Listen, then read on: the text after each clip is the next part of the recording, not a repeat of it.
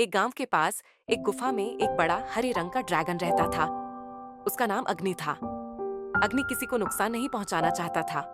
वो अकेला था और चाहता था कि कोई उसका दोस्त बने। एक दिन गांव का एक नन्हा लड़का करण गुफा के पास खेलते खेलते वहां पहुंच गया। अग्नि ने उसे देखा और धीरे से कहा, डरो मत, मैं तुम्हारा दोस्त बनना चाहता हूँ। करण ने पहले डरते हुए पूछा, तुम मुझसे दोस्ती क्यों करना चाहते हो? अग्नि ने उदास होकर कहा, कोई मुझसे बात नहीं करता क्योंकि मैं बड़ा और डरावना दिखता हूँ।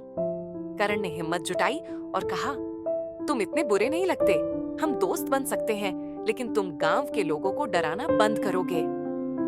अग्नि ने खुशी से वादा किया और धीरे धीरे गांव के लोग भी समझ गए कि अग्नि नुकसान नहीं पहुंचाना चाहता। अब करण और अग्नि पक्के दोस्त थे और गांव में सब शांति से रहने लगे।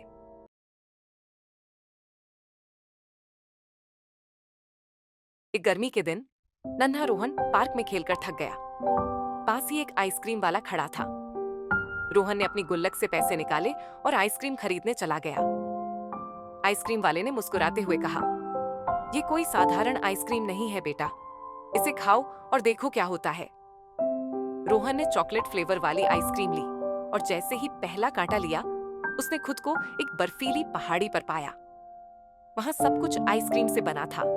आइसक्रीम के पेड़, झरने और रास्ते। वहां एक छोटी सी आइसक्रीम रानी थी जिसने कहा, तुम दयालु हो, इसलिए तुम्हें इस जादुई दुनिया में आने का मौका मिला। लेकिन याद रखना, यहाँ जितना समय बिताओगे तुम्हारी आइसक्रीम पिघलती जाएगी। रोहन ने खुशी खुशी वहां खेला, पर जैसे ही आइसक्रीम छोटी होने लगी, वह जल्दी से अपने असली दुनिया में लौट आया।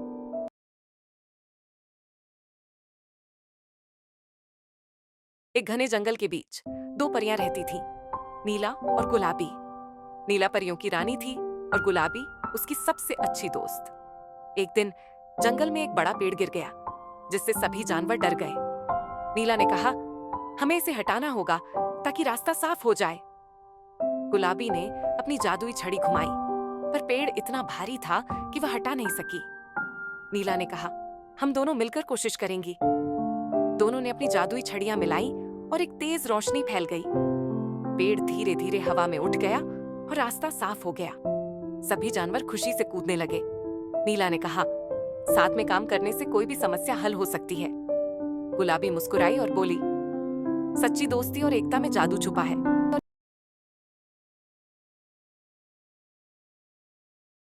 एक दिन छोटे कृष्णा को खेत में एक सुंदर मोरपंख मिला। वह उसकी चमचमाती नीली हरी आभा देखकर मंत्रमुग्ध हो गया। उसने वह पंख उठाया और अपनी किताब में छिपा दिया। रात को उसने सपना देखा कि वह पंख जादुई है। सपने में मोरपंख बोलने लगा, मैं केवल उन बच्चों के पास रहता हूँ जो सच्चे और अच्छे दिल के होते हैं। कृष्णा ने पूछा, तो तुम मेरे पास क्यों आए हो? मोरपंख मुस्कुराया और बोला, तुमने कल एक प्यासे पक्षी को पानी पिलाया था। तुम्हारा दयालु दिल ही मेरी शक्ति है।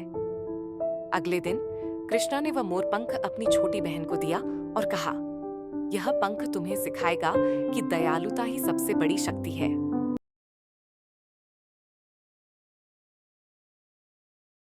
बहुत समय पहले एक छोटे राज्य में राजकुमारी सिया रहती थी। वह न सिर्फ सुंदर थी, बल्कि बहादुर और समझदार भी। एक दिन महल के पास के जंगल में एक शेर आ गया और गांव वाले डर से परेशान हो गए। राजा ने बहादुर सैनिकों को भेजा, लेकिन कोई भी शेर को पकड़ने की हिम्मत नहीं कर सका। राजकुमारी सिया ने फैसला किया कि वह खुद कुछ करेगी।